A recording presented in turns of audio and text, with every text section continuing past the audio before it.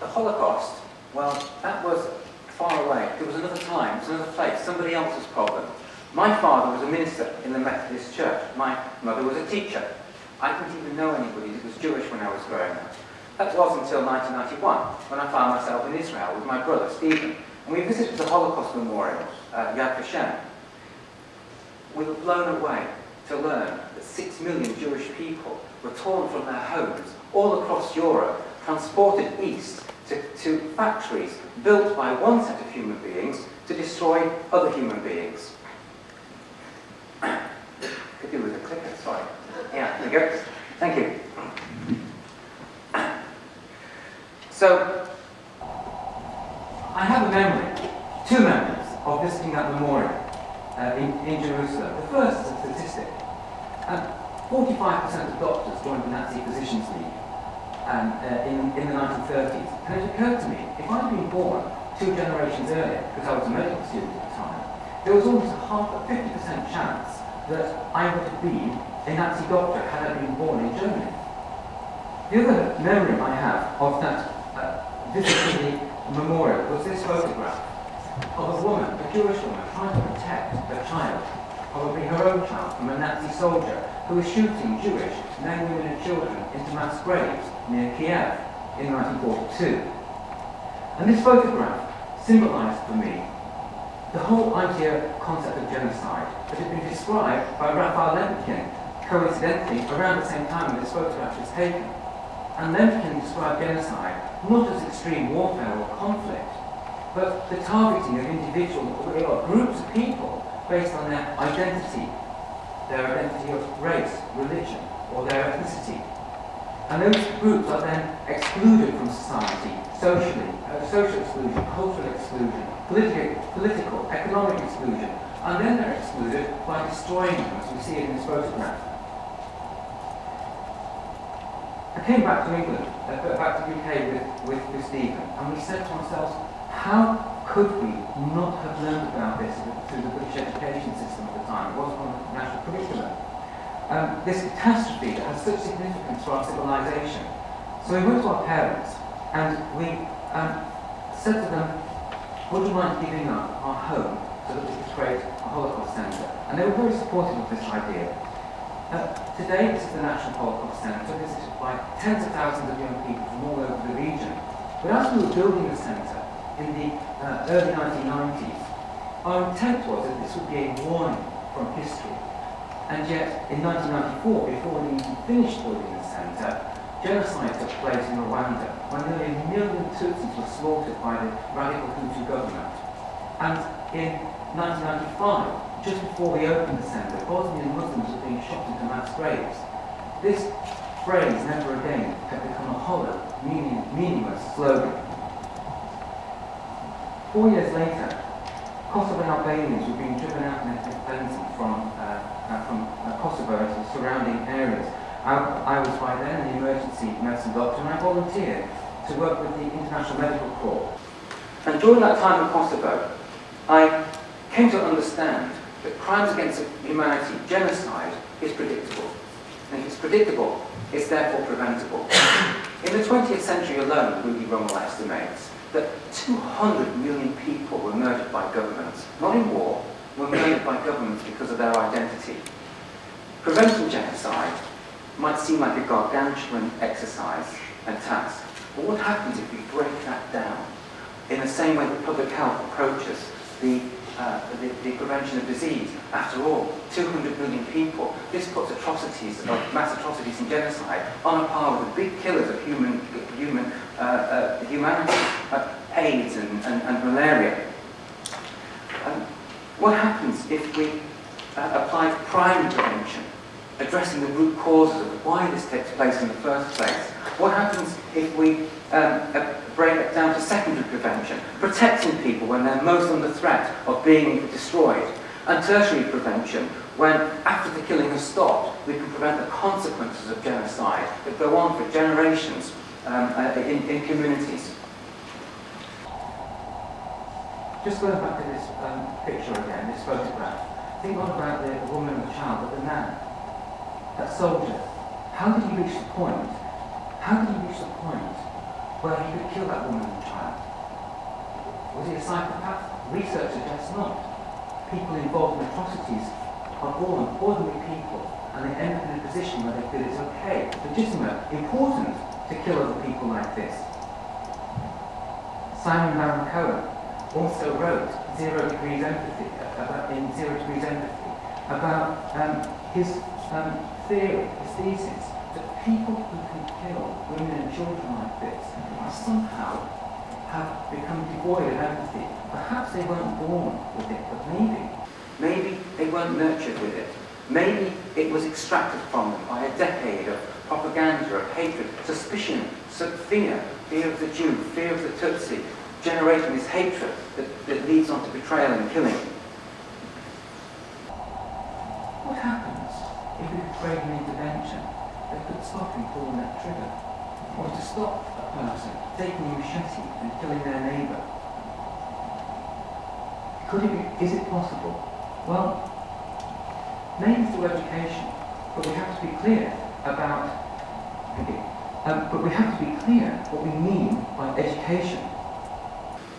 In the Wannsee Conference in 1942, when 15 participants were brought together, heads of government departments from Germany, who were given the task of destroying the Jewish communities across Europe. 5 of those 15 participants had PhDs. In Rwanda, when babies and children were having their heads smashed against rocks and trees, the interim president was a paediatrician. People who preside over genocide, the ideologues, the organisers, are among the most educated in society. So education in itself, literacy and numeracy, doesn't protect against massive violence. So we have to be more advocate about what kind of education could protect against genocide and mass atrocities. Let me tell you a true story about this little girl, Grace. She was a Hutu girl in Rwanda in 1994, fleeing Rwanda at the end of the genocide with her family. And she heard a baby crying. She went to investigate, and on the side of the road there was a family, a Tutsi family, had been massacred, which is a common occurrence, of course, in Rwanda at that time. The mother was dying with machete wounds to her neck, but she caught eyes with Grace, pleading with her to save the baby who was there on her mother's breast. Grace's family was saying, "No, her grandmother, you leave that cockroach. If you pick that cockroach up, you'll put us all in danger." Grace has to make a decision. She picked up the baby, put it on her back, and carried it to the then Zaire, the Democratic Republic of Congo. She protected it, despite all the militia around that had been doing the killing and still wanted to kill every Tutsi they could find. And they lived together. Then she called the baby Vanessa.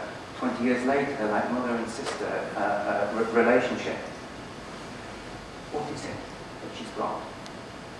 What is it that Grace has got?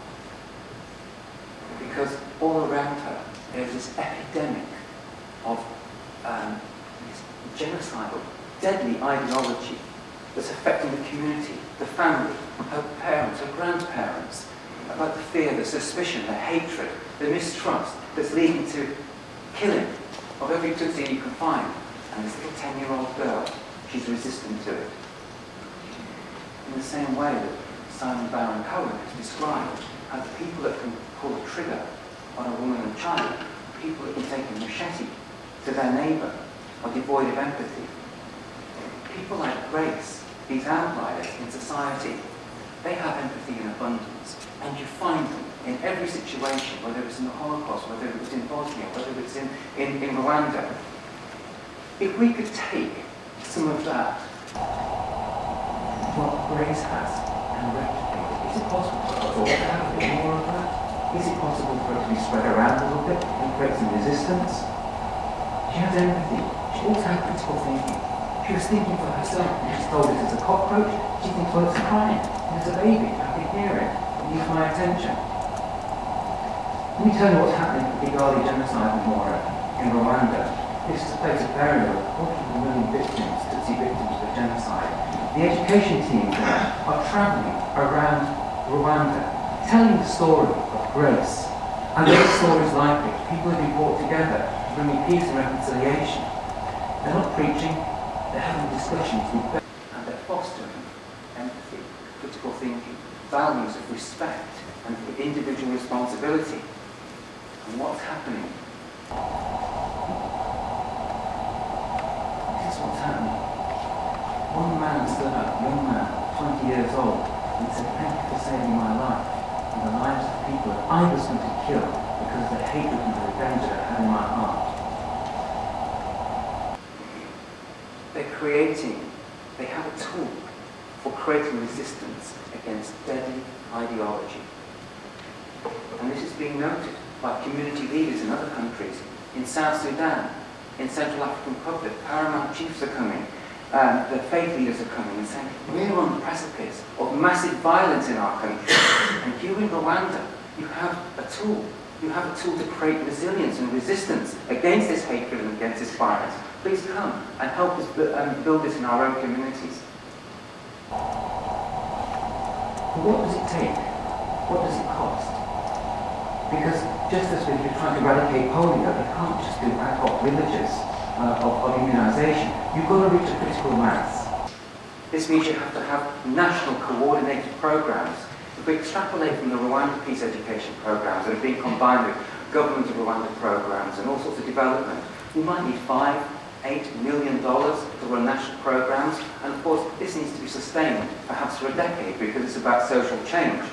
And you might say, well, who's going to fund critical thinking, empathy in all these unstable countries, $5–8 million a year? Where is that going to come from? But let's put that in context. The United Nations Security Council every year authorize a budget of $8 billion for peacekeeping. Not about international development, this isn't about humanitarian support for refugees, this is about, if you like, the secondary prevention of people need protection.